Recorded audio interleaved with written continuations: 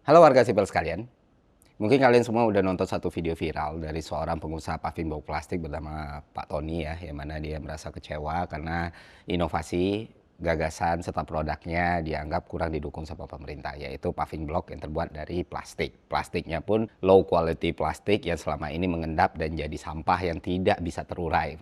Dari 2017 saya punya inovasi mengubah sampah plastik menjadi paving block. Dulu saya manual, sekarang saya punya mesin, saya ngerakit sendiri. Terus saya punya penyaring asap, saya rakit sendiri dan itu udah lolos uji emisi. Tapi nyatanya apa? Ini padahal udah menempuh uji lab, uji tekan, uji bakar, uji abrasi. Tapi faktanya apa? Nggak ada dukungan. Percuma.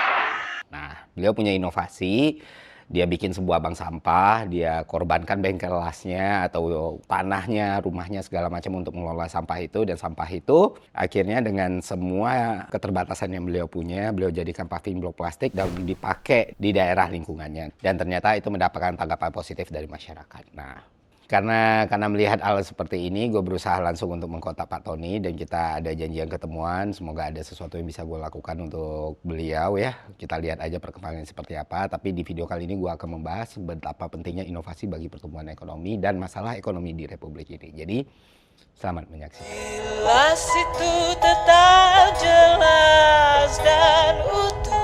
Lelayang itu terus terbang dan rapuh. Ini bukan tentang waktu, ini tentang kamu. Ini bukan tentang pilu, ini tentang kamu. Ini bukan tentang biru, ini tentang.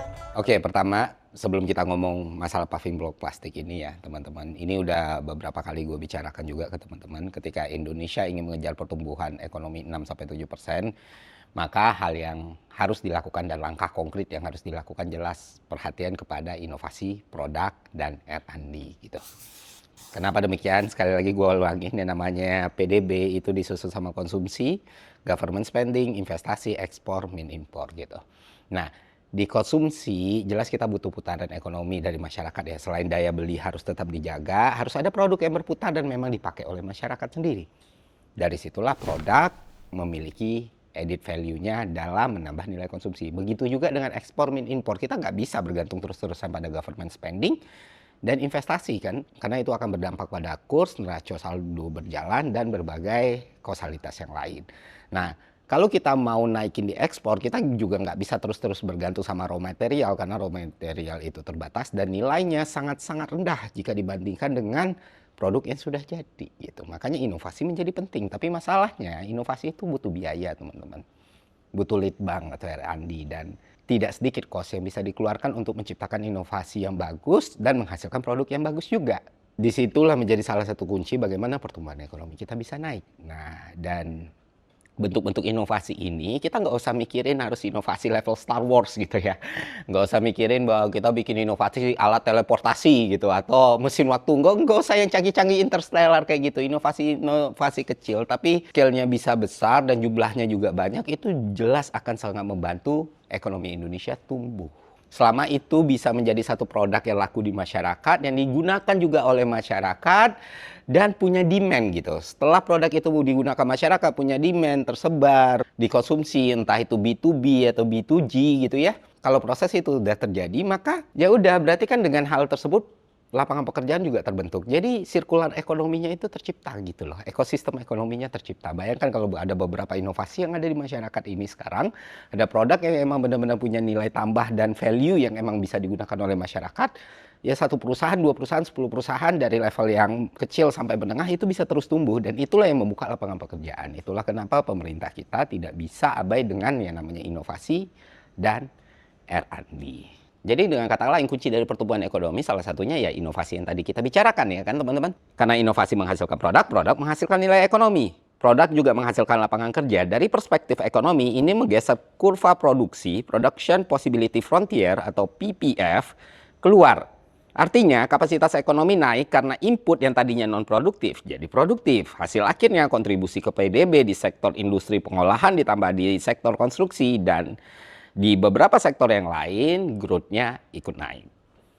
Nah, kalau kita lihat dalam teori solo growth model, pertumbuhan jangka panjang dari teknologi dan inovasi bukan sekedar tambahan tenaga kerja atau modal. Misalnya paving block plastik ini, jika terus disempurnakan dan mencapai bentuk idealnya, ini menjadi contoh teknologi yang ramah lingkungan dan bisa digunakan oleh banyak orang sehingga jauh lebih efisien. Sampah yang awalnya menjadi masalah tidak terurai, itu akhirnya menjadi sebuah bahan baku untuk menciptakan produk yang memang bisa bermanfaat untuk masyarakat, teman-teman. Kalau kita lihat dari kacamata teori ekonominya Paul Romer, yang namanya inovasi ke lokal kayak gini, itu bisa jadi motor growth dalam memacu perekonomian di sebuah negara. Jadi teman-teman, balik lagi kalau kita mau naik 6-7% pertumbuhan ekonomi, itu nggak cukup cuma nambah belanja gitu loh. Jadi inovasi kecil tapi banyak, inilah yang akan memutar roda perekonomian dan membuat semuanya menjadi lebih baik untuk masyarakat Indonesia. Itulah kenapa gue benar-benar tertarik sama produk paving block plastik dari Pak Tony ini. Karena memang sudah diaplikasikan dan diimplementasikan di berbagai lingkungan, rumah tangga, komplek, dan lain sebagainya. Dan so far Bapak ini jalan bertahun-tahun ya, itu nggak ada kendala dan masalah. Tapi jelas butuh penyempurnaan. Untuk itulah R&D atau Litbang dibutuhkan. Tapi Litbang kan nggak gratis. Ya kan, Research and Development juga nggak gratis. Itu butuh cost. Dan kita berharap ada yang bisa kita bantu dalam urusan ini. Kenapa nggak sempurna? Mungkin teman-teman juga udah lihat beberapa penjelasan ya dari berbagai akun yang luar biasa sekali. Salah satu yang favorit gue sudut sipil juga gitu ya. Terus ada juga bule sampah gitu ya yang ngejelasin banyak banget lah resiko-resiko yang harus dimitigasi kalau kita menggunakan paving block plastik. Cuman dari diskusi selama ini gue tanya teman-teman yang dari sipil juga, gue tanya teman-teman yang biasa untuk konstruksi juga, sebenarnya bukan berarti itu udah end game gitu loh. Mungkin ya kalau gue lihat, mungkin nggak bisa diaplikasikan pada beberapa kondisi dan situasi. Tapi bukan berarti itu benar-benar jadi tidak berguna atau tidak bisa digunakan sama sekali. Di berbagai situasi itu bisa jadi solusi. Nah, misalnya kayak gini, ada yang bilang ini nanti licin, atau nanti mikroplastiknya kayak gimana, atau nanti pembakaran dan lain sebagainya. Balik lagi, untuk itulah inovasi dibutuhkan. Untuk itulah gue ketemu sama Pak Toninya, supaya ada yang bisa kita lakukan, supaya produknya semakin sempurna dan resiko-resiko itu semakin bisa diatasi. Misalnya kayak licin berarti mungkin ada material yang harus dicampur, ada tekstur yang harus dibuat, ada pola yang harus digunakan, penerapannya gitu kan, polanya dan lain sebagainya. Misalnya kalau untuk mikroplastiknya mungkin ada coating yang bisa dilakukan sehingga itu tahan, atau menghindari gesekan dengan berbagai cara yang lain sehingga produk itu siap untuk masyarakat. Kita nggak ngomong produk ini dipakai di mana-mana ya. Kalau di rumah tangga aja misalnya, atau di lingkungan kecil misalnya, atau di taman misalnya, dengan R&D dan mitigasi resiko yang bisa kita lakukan, ya jelas ini sebuah hal yang baik dan pencapaian yang baik juga ketimbang sampah itu dibiarkan kan. Ya, lu bayangin lu punya bank sampah dan dari sampah yang punya low value ini yang awalnya mengendap dan bisa jadi lebih berbahaya lagi buat lingkungan, bisa dijadikan satu produk yang bermanfaat gitu. Kalaupun pada akhirnya nanti ini mentok gitu ya, stuck gitu ya. Kalau misalnya inovasinya tidak bisa ditambah lagi atau dibuat bagus lagi, ya mungkin bisa dialihkan jadi produk lain yang memang punya azas manfaat yang lebih. Kita kan nggak pernah tahu. Tapi yang jelas, namanya inovasi, namanya produk, pasti butuh penyempurnaan. Nggak ada produk langsung datang dari prototipe langsung sempurna, nggak ada. Itulah kenapa dibutuhkan, sekali lagi, R&D, teman-teman. Dan itulah yang berusaha kita dorong, itulah yang berusaha kita bantu, dan semoga ini bisa bermanfaat buat society dan masyarakat Indonesia. Harapannya seperti itu.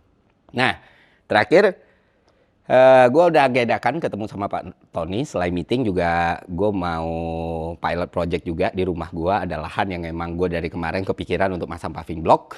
Terus ngeliat video ini gue jadi ya udahlah sekalian dicoba.